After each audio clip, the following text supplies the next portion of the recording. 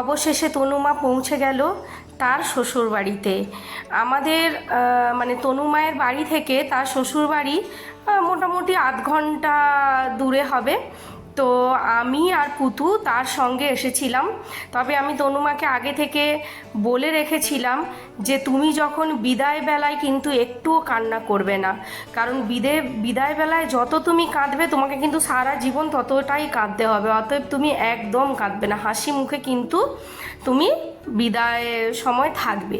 তো তাহলে দেখবে তোমার মা বাবাও কাঁদছে না আর কেউই কাঁদছে না, কারণ তুমি যত কাঁদবে তখন ওরা কিন্তু সবাই কাঁদবে। তো তনুমা আমার এই কথাটুকু রেখেছিল এবং ওর মন খারাপ হয়েছিল ঠিকই, কিন্তু ও একটুও কাঁদেনি। বলে মাইমা আমি তোমার কথা অবশ্যই রাখবো, আমি কিন্তু একটুও কাঁদবো না। ছোটদি, জামাইবাবু এরা ভীষণ মন খারাপ করছিল, কিন্তু আমার এই কথাতে ওরা কিন্তু আর কেউ কাঁদেনি।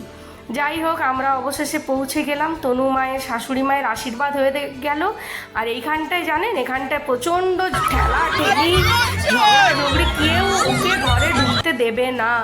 কারণ এই সময়টা সবাই আনন্দেই থাকে যে এখান থেকে ওরা পয়সা নেবে তবেই ঢুকতে দেবে। এগুলো বোনদের একটু আবদার হয় আর কি। তনুমা এসে বরণ হওয়ার পরে এসে ঠাকুমা শাশুড়িকে প্রণাম করে ঘরে চলে গেল। এরপরে বাকি রিচুয়ালগুলো হবে। তো আমরা আবার রাতে বউ ভাতের জন্য রেডি হব।